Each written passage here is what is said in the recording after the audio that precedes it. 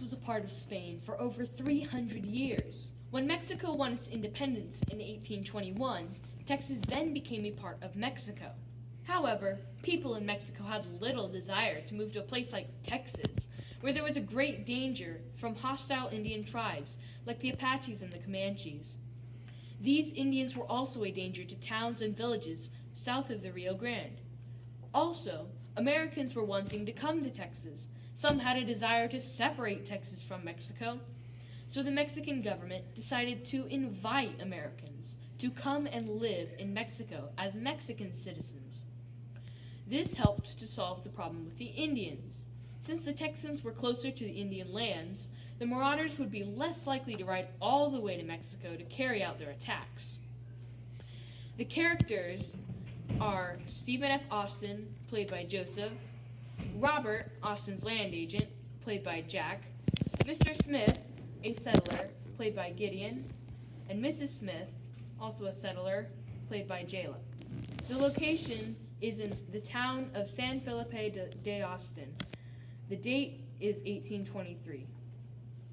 Good morning, Robert. It's a beautiful day here in Texas. It is indeed, sir. Welcome back from Mexico City. I understand you had a successful trip? Yes, indeed, Robert. I was granted a contract by the government of Mexico to recruit and bring in settlers from the United States to live here in this beautiful land of Texas. But why were you gone so long? You were in Mexico City for more than 1 year. Oh, Robert, things in Mexico City were much more difficult than I had imagined they would be. How so? Well, as you remember, my father, Moses Austin, became a citizen of Spain in the year 1798. At that time, the land near St. Louis, Missouri, was part of the Spanish territory. I thought Missouri was part of the United States. Oh, no. In 1798, Missouri was part of the Spanish territory. Then, in 1800, Napoleon, the Emperor of France, took over that territory. So then your father, Moses Austin, became a French citizen? Well, yes, but that only lasted for a couple of years.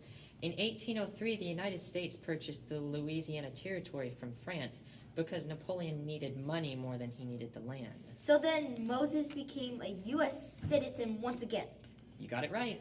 So how did he end up working out a deal with Spain to bring people to Texas? Well, in 1820, he traveled to Texas when Spain was in control of the land. What then? Well, as you know, at the time, the Mexican War of Independence was in progress.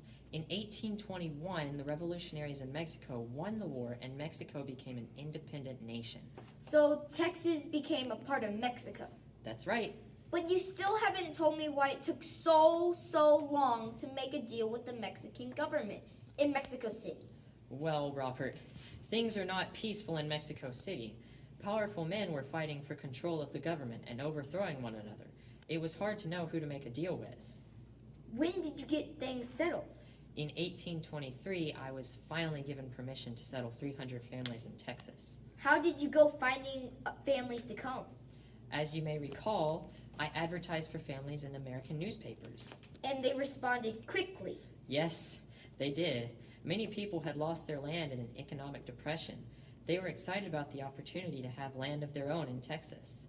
What about the dangers? The Indians certainly didn't want people to come into their land. Indeed, those dangers were very real, but our families were tough frontier men and women. They were willing to take a chance in a new place. What will they have to qualify to acquire land in Texas? Well, Robert, here come some prospective settlers right now who have answered my advertisement. Good morning. Are you Mr. Stephen F. Austin? Yes, indeed. Welcome to Texas. I assume you're here to consider the prospect of moving here. That's right, Mr. Austin. We're Mr. and Mrs. Smith from the state of Tennessee. We lost our land when the bank demanded that we pay off our loan. We didn't have money to do that. Then we saw your ad in the newspaper. What do we have to do to move to Texas? Well, Mr. Smith, we're looking for good, solid citizens. In order to qualify, you must have letters of recommendation attesting to your good citizenship. We saw that requirement in the paper. Yes, and we have for you a letter from Reverend Smith, the pastor of our church in Tennessee, and from the mayor of our town, Mr. Jones. Ah, yes. Well, all seems to be in order. Now tell me, Mr. Smith, are you a farmer or a rancher? I am a farmer. Excellent. Now, as a farmer, you will be entitled to acquire 1 labor of land. That's the term the Spaniards used to describe a tract of land of about 177 acres. Now, that's prime land on the banks of the Brazos River. That would be the size of 153 football fields. Oh, wonderful. I can see that the water source for our crops will be excellent. Too bad you're not a rancher. If you were a rancher, you'd be eligible for 1 league of land for grazing cattle. That's a plot of land about 3 miles by 3 miles. Oh, well, now that you mention it, in Tennessee, I had quite a number of cattle and very familiar with raising livestock. So you see, in addition to being a farmer, I am also a rancher.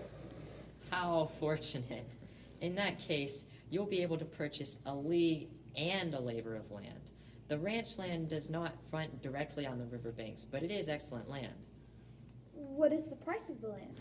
Land in Texas is only 4 cents an acre. Wow, in the United States, land like this costs about $1.25 an acre. And all you need is $30. You can pay the rest out in 6 years. What are the other requirements we need to meet? Well, as you know, Texas is a part of the newly liberated country of Mexico. You would be required to pledge allegiance to Mexico and become a loyal citizen of Mexico. We are willing to do that. Excellent. And there is one more requirement. Only Catholics are eligible to become citizens. So if you're not already a Catholic, you must convert and be baptized into the Catholic Church. But we're Methodists, not Catholics. Oh, don't be concerned about that.